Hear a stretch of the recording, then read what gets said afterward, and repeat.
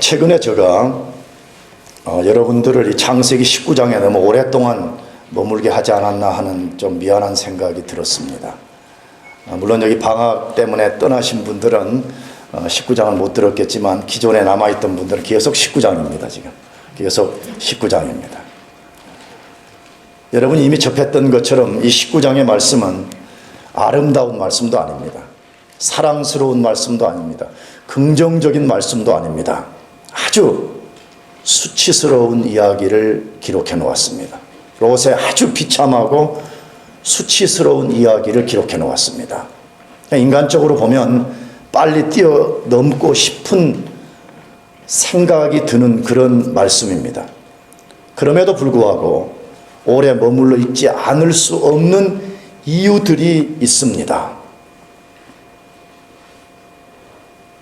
우리가 딱 뛰어넘을 수 없는 이유들이 이 속에 너무 많이 들어있는데, 그것은 부정적 관점에서, 부정적 견해에서, 부정적 말씀을 통해서 우리들에게 많은 교훈을 하고 있기 때문에 그렇습니다. 그렇다면 그 많은 교훈들이 무엇인가 하는 것입니다. 이미 우리가 다루었듯이 죄로 가득한 사람들, 하나님이 리밋을 정한 그 죄가 관영된 상태에 도달하면 누구든지 반드시 하나님의 심판을 받게 된다는 것입니다. 나가서 하나님의 백성이 세상과 친구가 되면 누구에게도 선한 영향력을 끼칠 수 없다는 것입니다. 세상 사람들은 말할 것도 없고 자기의 가장 가까운 배우자들에게, 자녀들에게조차 선한 영향을 끼칠 수 없다는 것입니다. 나가서 하나님의 자녀들이 세상과 밀착이 되어서 세상의 친구가 되면 언젠가 세상의 친구가 되어서 얻은 모든 것을 잃게 되는 날이 올 것이라는 것입니다. 그럼에도 이런 부정적 교훈에도 불구하고, 그러나 세상이 심판당하는 속에서도 하나님 앞에 기도하는 사람은, 아브라함과 같이 하나님께 중보 기도하는 사람은 심판 아래 있는 인간, 절망 아래 있는 인간, 세상 친구 되어서 비참한 결과를 맞이할 수 있는 그런 사람들을 구원해내는 능력이 있다고 말씀하고 있습니다. 창세기 19장 안에 있는 오늘 본문은 또 다른 교훈을 우리들에게 소개하고 있습니다. 오늘 읽은 이 말씀의 교훈은 무엇일까 하는 것입니다. 어떤 사람이 멋진 출발을 했다고 반드시 멋진 결과를 맞이하는 것이 아니라는 것입니다. 어떤 사람이 출발은 굉장히 화려하고 멋있다고 할지라도 반드시 그 인생의 결과가 멋지고 화려하지 않을 수도 있다는 것을 교훈하는 것입니다. 오늘 본문의 주인공인 롯을 통해서 그것을 보여주고 있습니다. 우리가 이미 여러 번 롯의 삶을 추적한 것처럼 롯은 출발이 아주 멋있었습니다. 그 멋있음의 내용이 뭐였지요? 삼촌 아브라함과 함께 갈대아 우르를 떠나왔다고 되어 있습니다. 이 갈대아 우르는 바벨론 지역입니다. 이 바벨론은 우리가 알죠. 바벨탑을 세워서 하나님을 대적했던 도시였기 때문에 이미 하나님이 바벨탑을 무너뜨렸고, 나중에 궁극적으로는 이 바벨론을 하나님이 멸망시켰습니다. 역사 안에 보면. 그리고 나가서 앞으로 요한계시록에 보면 이 바벨론의 상징이 되는 세상을 멸망시킬 것이라고 했습니다. 멸망받을 도성에서 삼촌을 따라 나섬으로써 멸망을 벗어나게 되었습니다. 나가서 그는 삼촌을 따라서 하나님이 약속으로 주신 가나안 땅에서 살게 되는 놀라운 기적을 경험하게 되었습니다. 더 나가서 그는 약속 속에서 하나님이 주시는 하늘의 신령한 은혜 속에 사는 그런 사람이었습니다. 이 세상 사람들이, 그 당시의 세상 사람들이 쉽게, 어쩌면 아무도 경험할 수 없는 것을 롯은 아브라함 때문에 경험하게 되는 삶을 시작하게 되었습니다. 분명한 사실입니다. 롯은 그 시대에 어떤 평범한 사람이 경험할 수 없는 멋진 출발을 했습니다. 그런데 오늘 본문에 보니까 그는 멋진 출발에 반대되어서 그는 그의 인생이 하향 곡선을 그렸다고 말하고 있습니다. 아주 비탈길을 내려 달렸다고 말씀하고 있습니다. 나가서 그는 고린도전서 3장의 말씀과 같이 불 가운데서 목숨을 겨우 건진 인생처럼 되었다라고 말하고 있습니다. 그렇다면 롯은 어떤 인생의 하향 곡선을 그렸는가 하는 것입니다. 이미 우리가 그거 다 다루었습니다. 소돔이 멸망될 때 두 명의 사이와 자기 처와 모든 소유를 잃어버렸습니다. 두 명의 사이는 하나님 말씀을 농담으로 여기다가 하나님이 불로 심판할 때 그 속에서 잿더미가 되어버렸습니다. 그의 처는 뒤를 돌아보지 말라는 하나님의 말씀에 불순종해서 뒤를 돌아보다가 소금 기둥이 되었습니다. 그러니까 그토록 손에 넣고 싶어서 하나님을 떠나 살면서 얻었던 모든 소유를 그는 소돔성이 멸망될 때 다 잃어버렸다고 말씀하고 있습니다. 그는 소돔에서 겨우 목숨을 건진 후에 두 딸과 함께 동굴로 들어가서 살았습니다. 동굴로 들어갔습니다. 아파트가 아닙니다. 그는 기름진 땅을 처음에 차지했습니다. 그는 소돔성이라는 견고한 성 속에 들어가서 살았습니다.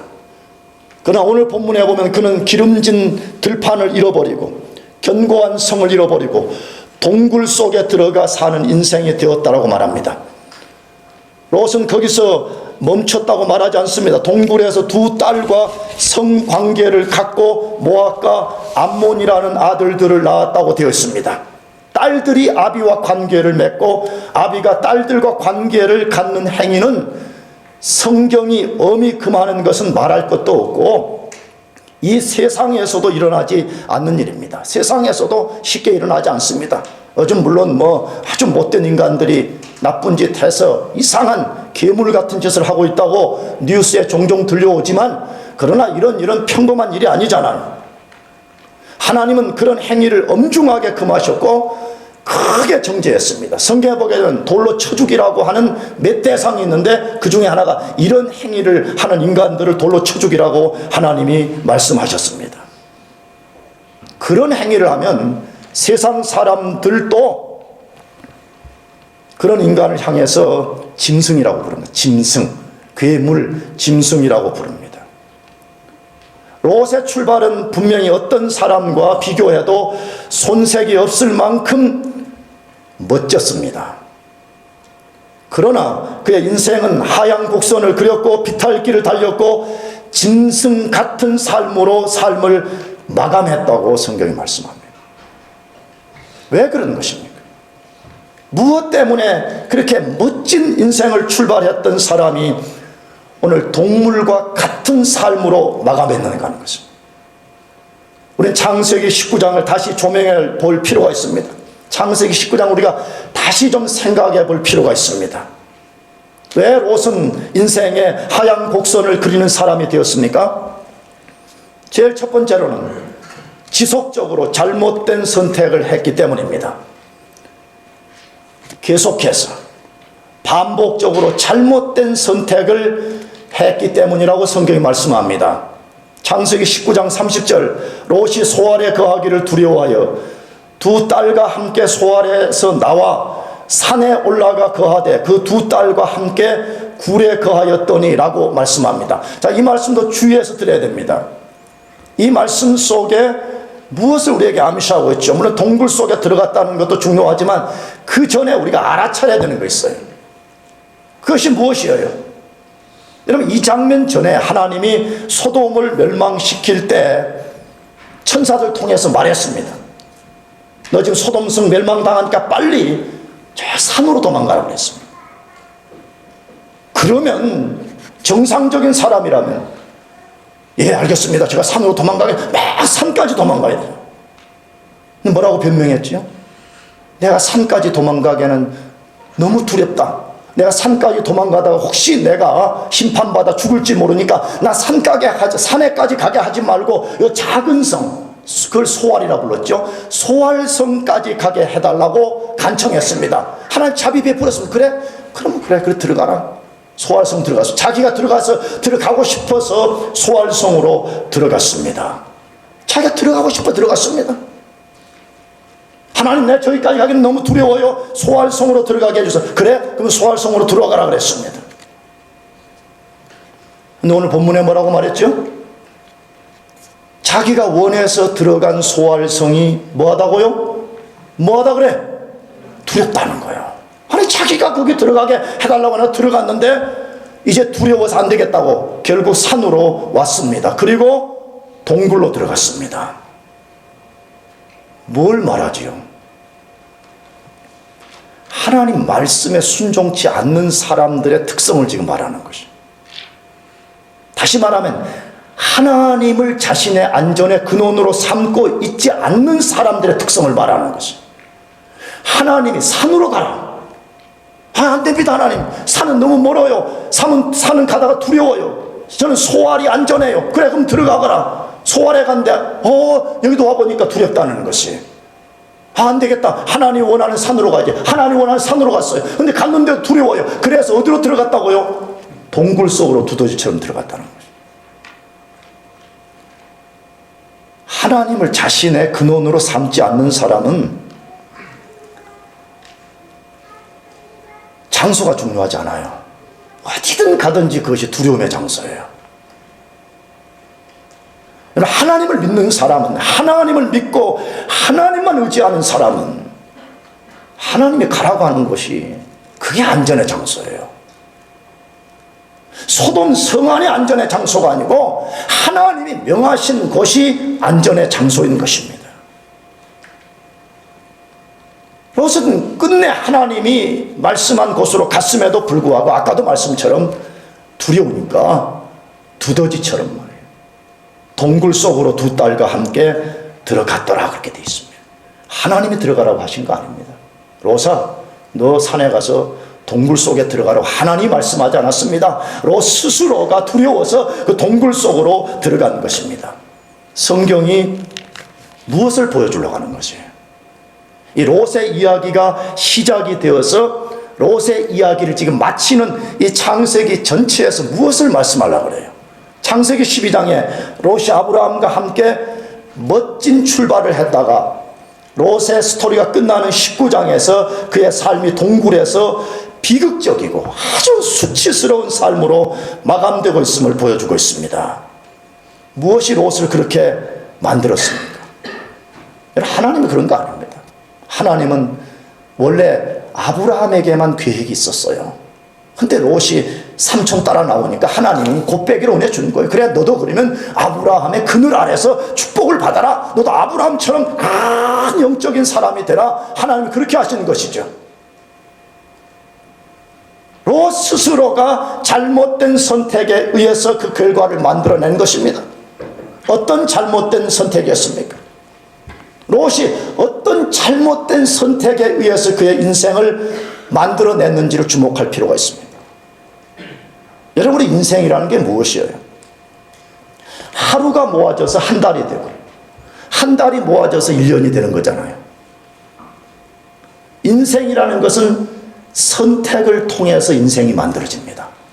항상 어떤 것을 선택해야 되는 결정의 상황이 왔을 때에 내가 어떤 원리에 의해서 바르게 선택할 거냐, 바르게 선택하면 좋은 결과를 만나게 되고 나쁜 선택을 하게 되면 악한 결과를 만들어내는 것이 자명한 사실 아닙니까? 그렇다면 롯의 선택과 그의 선택의 원리는 무엇인가 하는 것입니다. 롯은 12장에서 19장까지 사라지는 동안에 그는 선택의 상황에서 어떤 원리로 선택했는가 하는 것입니다. 13장을 보면 그는 삼촌 아브라함과 땅을 선택하는 상황 앞에서 동양 문화 같으면 겸손히 삼촌이 먼저 하십시오. You first. 자기가 먼저 나서서 땅을 선택했는데 유명한 단어가 있었죠. 눈을 들어서 했다 그래 돼 있죠.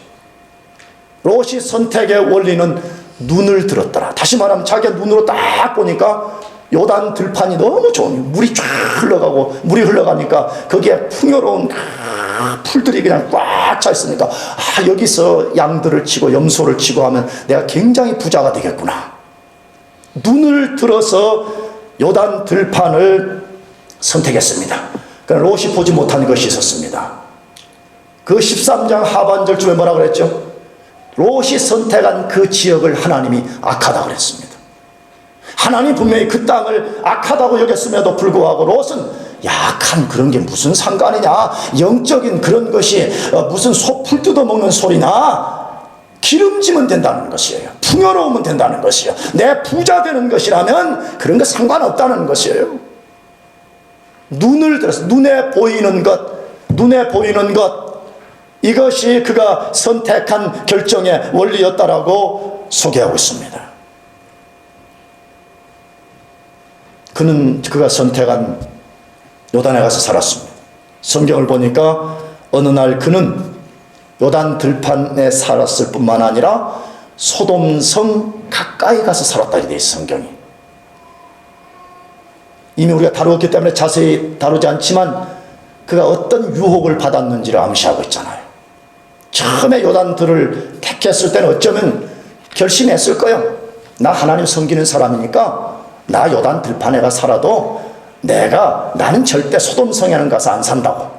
내가 여기까지는 가겠다는 거야. 그래, 이 정도 가서 사는 거야. 내가 그동안 삼촌 아브라함 밑에서 배운 내가 영적인 경험이 얼만데 나는 그래도 최소한 어떤 유혹 속에서도 나는 소돔성 가까이 가서 살지 않을 거라고 생각했을 것입니다. 근데 어느 시간이 지난 후에 그는 소돔성 가까이 가서 살았더라 그렇게 되어 있습니다. 나가서 그는 어느 날 소돔성 안에 들어가서 살고 있었더라. 성경이 그렇게 말씀합니다. 소돔성 안에 하나님이 악한 자들의 본거지라고 말하는 그 안에 들어가서 살게 되었습니다. 그리고 마침내 그는 소돔성 문에 앉아있는 사람이 되었습니다. 고대 당시에 성문에 앉은 사람은 장로들, 엘더들, 그 지역의 법관들을 지칭하는 사람인데 그는 이제 멸망받을 소돔성을 움직이는 한 사람이 되었다라고 말하고 있습니다. 하나님이 들어가라고 하신 거 아닙니다. 롯 스스로가 선택했던 것입니다. 롯 스스로가 계속해서 자기 앞에 닥쳐오는 선택의 상황 앞에서 하나님 편을 선택하는 것이 아니라 계속해서 악한 편에서 선택했습니다.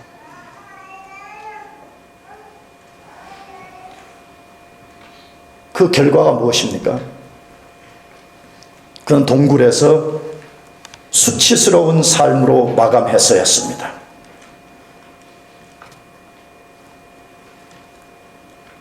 동굴 속에 들어간 거예요. 아까도 말씀드렸죠. 동굴은 사람이 사는 데가 아닙니다. 동굴은 누가 사는 데죠? 짐승들이 사는 데예요. 야수들이 사는 곳입니다. 괴물들이 사는 곳이 동굴인 것입니다. 하나님의 사람이, 롯은 하나님의 사람이 아닌 것이 아닙니다. 베드로후서에 보면 롯은 분명히 의인이라고 말했습니다. 하나님의 사람이, 오늘날로 말하면 그리스도인이 모든 것을 잃어버리고 비극일 뿐만 아니라 수치스럽게 동굴 속에서 그의 삶을 마감했다고 말했습니다. 저는 이 이야기가 절대로 롯의 이야기만이 아니라고 저는 믿는 사람입니다. 오늘 교회 안에 예수 믿는 사람들 속에서 예수 믿고 참 예수 믿을 때 하나님 은혜를 경험하고 방언했습니다. 뭐 했습니다. 하나님을 만났습니다. 간증까지 했던 사람들이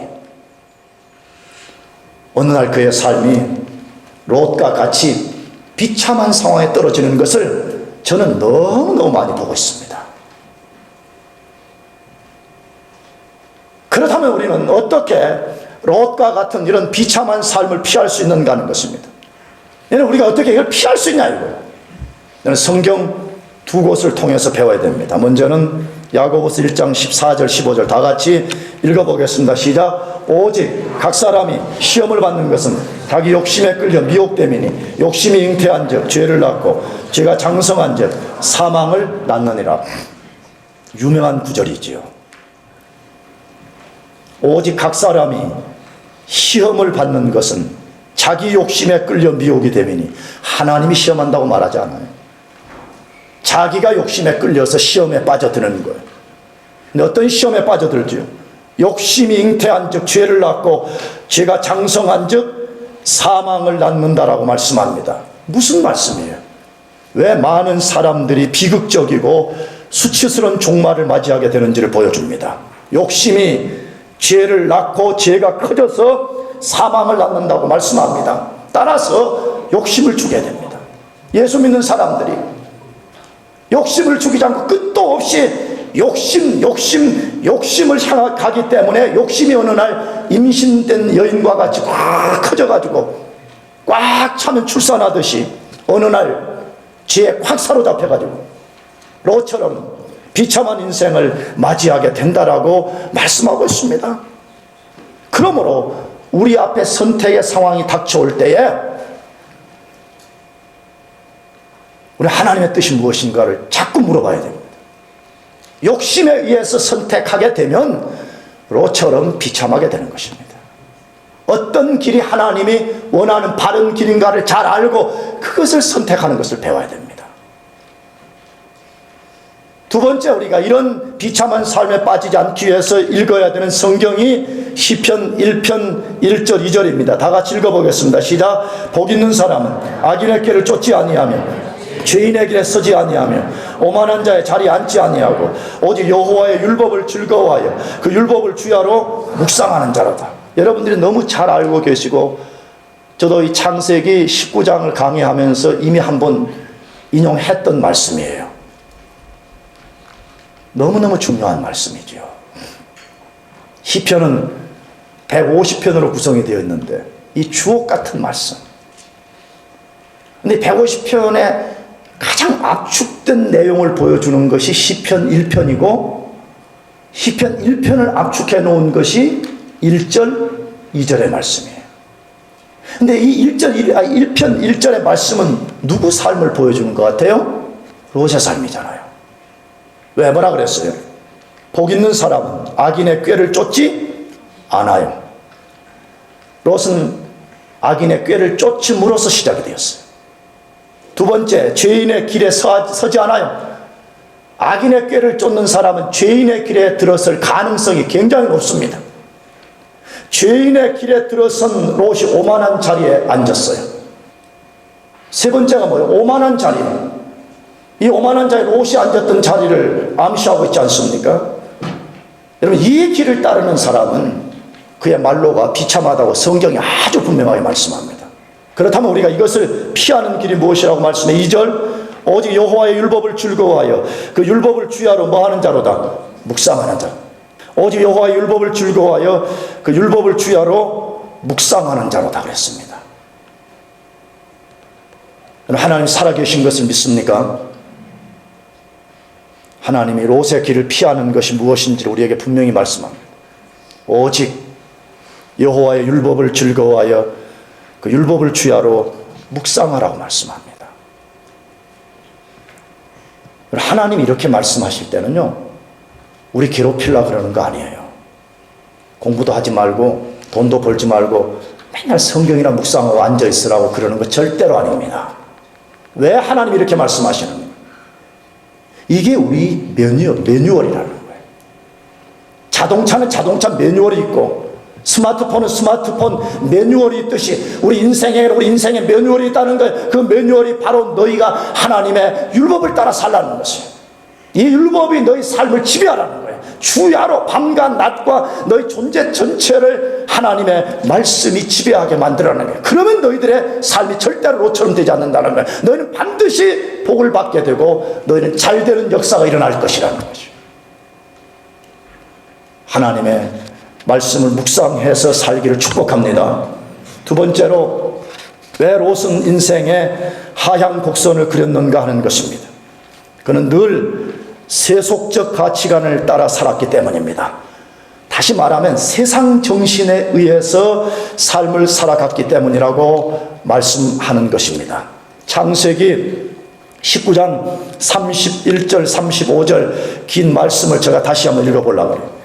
큰 딸이 작은 딸에게 이르되 우리 아버지는 늙으셨고 이 땅에는 세상의 도리를 쫓아 우리의 배필 될 사람이 없으니 우리가 우리 아버지에게 술을 마시고 동침하여 우리 아버지로 말미암아 인종을 전하자 하고 그 밤에 그들이 아비에게 술을 마시고 큰 딸이 들어가서 그 아비와 동침하니라. 그러나 그 아비는 그 딸의 눕고 일어나는 것을 깨닫지 못하였더라. 이튿날에 큰 딸이 작은 딸에게 이르되 어젯밤에는 내가 우리 아버지와 동침하였으니 오늘 밤에도 우리가 아버지에게 술을 마시우고 내가 들어가 동침하고 우리가 아버지로 말미암아 인종을 전하자 하고 이 밤에도 그들이 아비에게 술을 마시우고 작은 딸이 일어나 아비와 동침하니라. 그러나 아비는 그 딸의 눕고 일어나는 것을 깨닫지 못하였더라. 아주 추악한 사건이 기록되어 있습니다. 아주 더러운 그런 사건이 기록되어 있습니다. 동굴 속으로 들어간 두 딸이 공모해서 아버지 롯과 관계를 맺고 아들들을 낳은 것입니다. 그 동기가 뭐 때문이라 그래요, 여기? 왜 큰 딸이 작은 딸에게 우리가 이러이러한 일을 하자고 제안을 하고 작은 딸이 그것을 수납하고 그런 일을 했다 그렇게 말했어요. 뭐 때문이라고 그러죠? 세상의 도리를 쫓아 우리의 배필될 사람이 없으니 아버지와 동침하여 인종을 전하자 그렇게 말했습니다. 왜 그들이 그런 짓을 했다고 말해요? 세상의 도리를 쫓아 우리의 배필될 사람이 없다. 무슨 말이었어요? 원래 그들은 약혼자들이 있었죠.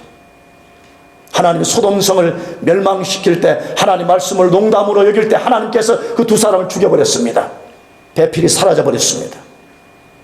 그때 그들이 생각한 거죠. 야, 소돔성이 멸망되어 버렸는데 그럼 이 소돔성 원리를 갖고 사는 이런 남자들을 우리가 이제 어디서 구할 수 있냐? 없다는 거예요. 그러니까 우리가 아버지하고 관계를 맺어서 인종을 퍼뜨리자라고 말했다는 게, 그래서 큰딸이 작은 딸에게 우리 아버지에게 술을 먹였어. 아버지를 인사불성이 되게 만들자. 그리고 우리가 그것을 실행에 옮기자. 성경에 보니까 큰딸이 그 일을 실행했고 둘째 딸이 다음 날에 그런 일을 시행했다라고 말하고 있습니다. 뭘 우리에게 말하고 있어? 롯의 두 딸은 자녀들을 얻기 위해서 그것을 하나님이 어떻게 보시는가, 그 중요하지 않았다는 것이.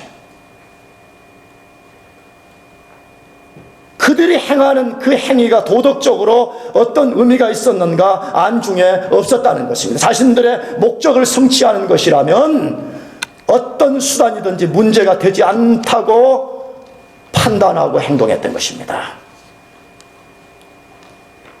자기 아버지와 똑같잖아요. 기름진 땅을 얻는 것이라면 하나님이 악하게 여기든 말든 그게 뭐가 중요한 거예요. 내가 부자만 되면 된다는 거예요. 오늘 두 딸들이 뭐라고 소리를 치고 있어요. 그들의 행위를 통해서. 인종을 퍼뜨리는 것이라면 하나님 뭐라고 하는 것이 그게 뭐가 중요한 거예요. 세상 사람들이 그게 도덕적이냐 윤리적이냐 말하는 그것이 뭐가 중요하다는 거예요. 우리가 아들을 얻는 것이 중요하다는 거예요. 도대체 이 두 딸의 이런 정신은 어디서 왔을까요? 보통 일반인들도 하지 않는 이런 아주 괴악스러운 일들을 어떻게 겁없이 할 수가 있었어요? 어떻게, 어디서 이런 정신을 배운 것이에요? 이 두 딸의 행위가 너무너무 더러웠기 때문에 성경을 하나님의 말씀이 아니라고 부정하는 사람들이 이런 구절을 들여대는 거예요. 아니, 하나님이 거룩하시고 하나님이 깨끗한 분이라면 어떻게 하나님 말씀에 이런 더러운 이야기, 인간들도 좀처럼 하지 않은 이런 이야기가 이게 하나님 말씀이라고 기록해 놓을 수 있냐는 거지. 그래서 하나님 말씀 아니라는 거예요. 정말 그런 것이에요? 하나님은 정직한 분입니다. 시편 8편의 여호와의 율법은 정직하다고 말합니다. 실제 역사 안에 있었던 일을 하나님이 정직하게 기록하셨을 뿐만 아니라 그것을 통해서 우리 인간이 얼마만큼 추악할 수 있는가를 보여주고 있는 것입니다. 하나님을 떠나버린 인생들, 하나님 없는 인생들, 하나님을 버린 인생들은 얼마만큼 추악하고 더러운 일을 마음껏 저지를 수 있는지를 하나님께서 이 사건을 통해서 보여주고 있는 것입니다. 그렇다면 두 딸의 이런 가치관은 어디서 온 것입니까? 어디서 배웠어요? 소돔성 사람들로부터 배운 것입니다. 소돔 사람들이 그런 일을 쉽게 행하고 살았던 것입니다. 그런 일이 다반사였던 겁니다. 하나님이 주신 순리대로 성을 사용하지 않고 영리로 아주 바꿔가지고 아주 괴물처럼 사용하는 것이 소돔성의 일이었다고 성경이 말했잖아요. 그 속에 살면서 배우고 듣고 자기도 모르는 사이에 물들어 버린 것입니다. 매우 조심해야 되는 거죠. 내가 자꾸 여러분이 그렇게 말하는 게 결혼 세미나예요. 이상한 결혼하지 말라는 거예요. 사랑을 이상하게 배우지 말라는 거예요. 여러분의 배우자들 이상한 방법으로 선택하지 말라는 거예요. 여러분이 진짜 하나님의 백성들인 것을 믿는다면 방금 내가 말한 그 부분에 있어서 매우 주의를 기울여야 되는 것입니다.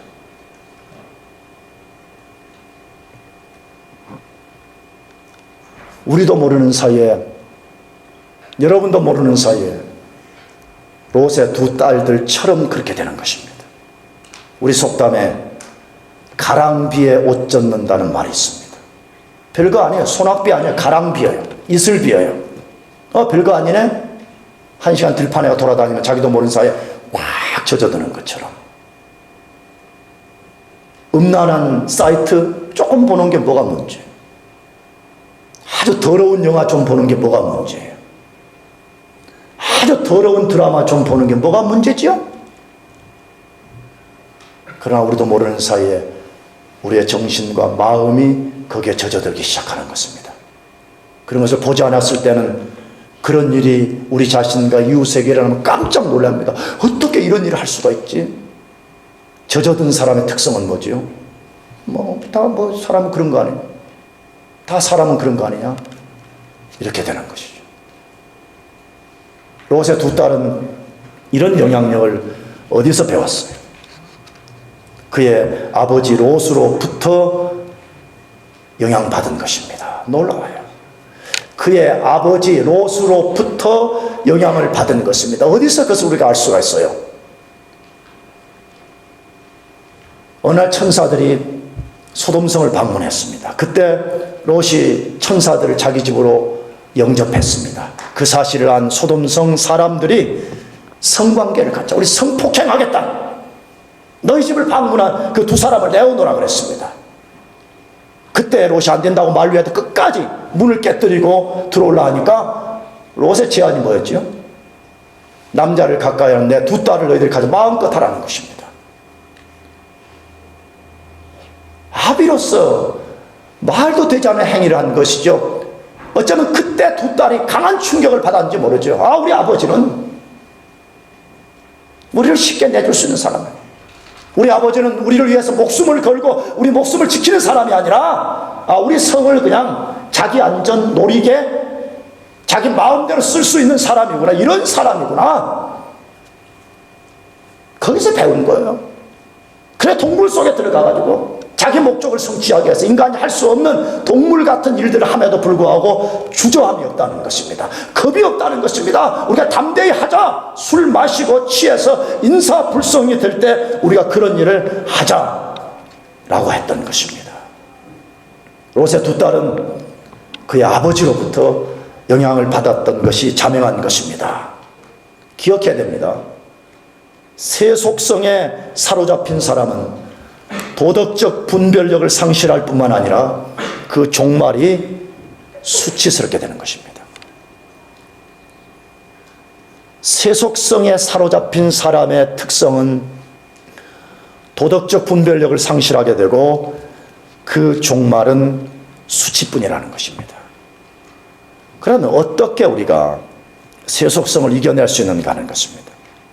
어떻게 우리가 세속성을 이겨내라고 말해요?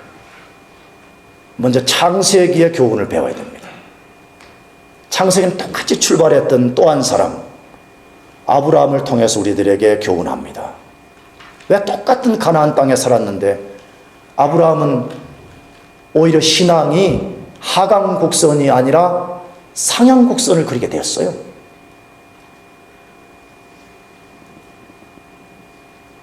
날마다 단을 쌓고 예배했습니다.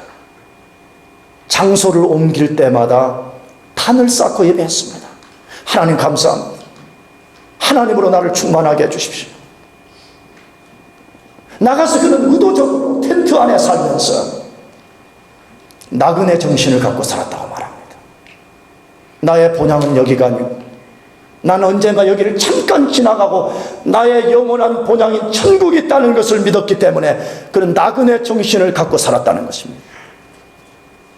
어떻게 우리가 날마다 하나님 앞에 예배에 단 쌓고 나그네 정신 갖고 살 수 있습니까? 저는 그것을 가장 잘할 수 있는 비결이 하나 있다고 생각합니다.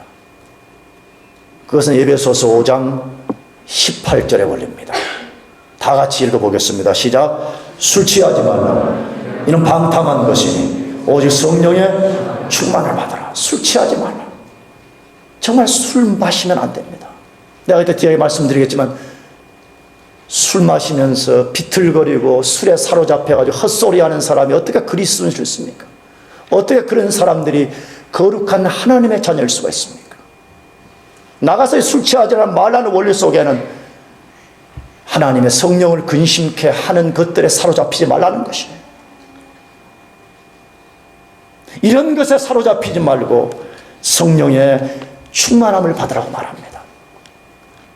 성령은 물질이 아닙니다. 성령이 우리 마음대로 움직일 수 있는 그런 존재가 아니라 성령은 성부 하나님과 성자 예수님이 보내신 하나님이십니다. 그분의 지배를 받으라는 거예요. 그분으로 너희가 충만하게 채워져서 그분의 지배 속에 있으라는 거예요. 근데 성령 충만 그러면 너무 추상적이라고 자꾸 말해요, 사람들이. 그래서 골로새서에서는 동일한 말씀 3장 15절에 너희 속에 하나님의 말씀이 가득 채워지고라고 말했습니다. 성경은 똑같습니다. 시편 1편 1절 2절 2절에 오직 여호와의 율법을 즐거워하여 그 율법을 주야로 묵상하는 사람이 되어라. 너희 속에 하나님의 말씀이 가득 채워지게 해라. 그러면 너희는 세속 정신을 이겨내고 너희가 하나님의 마음으로 채워질 것이라는 것이에요.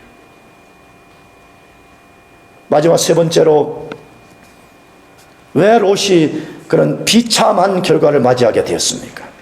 그는 영적으로 무감각한 상태에 있었기 때문입니다. 영적으로 무감각한 상태에 있었기 때문입니다. 창세기 19장 33절 35절 2절입니다. 그 밤에 그들이 아비에게 술을 마시우고 큰 딸들이 들어가서 그 아비와 동침하니라. 그러나 그 아비는 그 딸에 눕고 일어나는 것을 깨닫지 못하였더라. 이 밤에도 그들이 아비에게 술을 마시우고 작은 딸이 일어나 아비와 동침하니라. 그러나 아비는 그 딸에 눕고 일어나는 것을 깨닫지 못하였더라. 자, 이 말씀에 두 번에 걸쳐 반복되는 말씀이 있습니다. 그것이 무엇입니까? 그러나 그 아비는 그 딸에 눕고 일어나는 것을 깨닫지 못하였더라는 말씀입니다. 롯은 두 딸이 주는 술을 너무 많이 마시고 술에 완전히 사로잡혀서 딸들이 하는 행위를 깨닫지 못했던 것입니다. 성경은 반복적으로 말씀하는 또 다른 주제가 있습니다. 술은 매우 위험하다고 말합니다. 자꾸 예수 건성으로 믿는 사람들, 롯처럼 살라고 하는 사람들 맨날 물어보지. 목사님, 술 마셔야 돼요? 안 마셔? 마셔라, 마셔. 그렇게 먹고 싶으면 마셔라.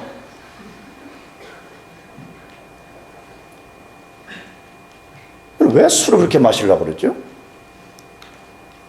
내가 좀 부끄럽지만 나 예수 안 믿을 때 마셔봐서 압니다. 연탄불 여기에 삼겹살 올려놓고 마늘 막 뒤적이면서 얼마나 그 재밌는데요. 기름 아직 안 익었는데 벌써 막 뒤적이면 막 젓가락으로 야 이게 지금 기름 빠져. 그 소주 한 잔씩 부어줘. 소리가 좀 안 나네. 안 나네. 너무 오래돼가지고. 인생에 재미가 없으니까 인생에 진짜 재미를 맛본 적이 없어요. 진짜 기쁨을 맛본 적이 없어요. 그러니까 술로서 해보려고 그러는 거예요. 하나님 안에 진짜 기쁨이 있습니다. 하나님 안에 진짜 거룩이 있습니다. 하나님 안에 진짜 사랑이 있습니다. 이걸 맛본 사람은 불량식품의 사랑을 구하지 않는 것입니다. 그 사랑을 맛본 적이 없기 때문에 연탄불 위에 구워놓은 삼겹살에 이거 한 잔을 좋아하는 것입니다. 성경을 보세요. 술 때문에 망한 사람들, 대표적으로 한 사람 노아입니다. 노아는 인류가 멸망당할 때 인류를 구원해내는 수단이었습니다. 노아같이 위대한 일을 한 사람이 어디 있어요? 위대한 일을 해놓고 난 다음에 그는 술이 취해서 옷을 완전히 벗고 자다가 그 문제 때문에 가정에 문제가 일어나고 인류에 문제가 일어났다고 성경이 말씀하고 있잖아요. 술을 먹을 것인가 말 것인가 그걸 고민하지 말고 내가 하나님의 선하심과 거룩하심과 인자하심과 그의 사랑과 그의 자비와 그의 능력을 맛볼 것인가 말 것인가 맨날 그걸 연구해야지.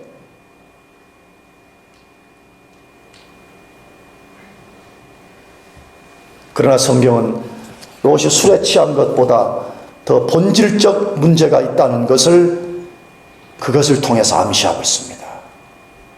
술이 취해서 두 딸들이 자기를 통해서 하는 일이 무엇인지를 깨닫지 못하는 이 사건을 통해서 롯에 더 깊은 문제가 있다고 말하는데 그것이 무엇이에요? 영적 무감각인 것입니다. 영적으로 분별할 수 있는 능력이 죽어버린 것입니다.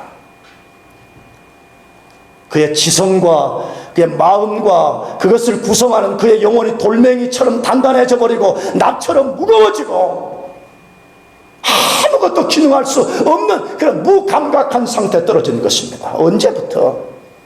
그는 그 사건 때 그런 것이 아니라 평소에 무감각한 삶이 그런 결과를 만들어낸 것입니다. 어디에서 우리가 그것을 알 수가 있어요? 롯이 평상시 때부터 영적으로 무감각한 삶을 살았던 것을 어디에서 알 수가 있습니까?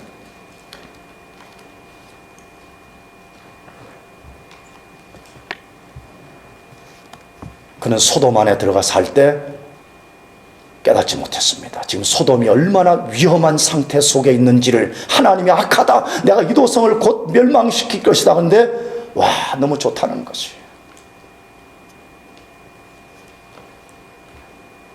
하나님이 소돔성을 멸망시킨다고 천사들에게 빨리 나가라가 재촉하라고 하는 그때도 그는 꾸물거렸다 그렇게 말했습니다. 딸들이 계략을 가지고 계속 술을 퍼먹일 때에 알아차렸어야지 말이에요. 술을 거부했을 뿐만 아니라 이것들이 왜 갑자기 이 야단이지? 영적으로 무감각하니까 깨닫지 못했던 것입니다. 영적으로 무감각한 사람의 특성은 이런 것입니다. 자기 삶에 위기가 찾아오는데도 자기 삶에 상상할 수 없는 문제가 발생하고 있음에도 불구하고 위험을 감지하지 못하고 태평스럽게 너무 태평하다는 거예요. 내 삶이 너무 괜찮다고 여기는 것입니다. 지금 자기 삶에 얼마나 수치스러운 일이 벌어질 것인지를 모르는 것입니다. 성경은 롯을 통해서 태어난 그 두 딸과 관계를 맺은 아들들을 모압과 암몬이라고 자꾸 반복합니다. 성경의 저자가 의도성을 갖고 하는 거예요. 모압과 암몬은 나중에 이스라엘 역사에서 이스라엘을 괴롭히는 민족으로 등장합니다.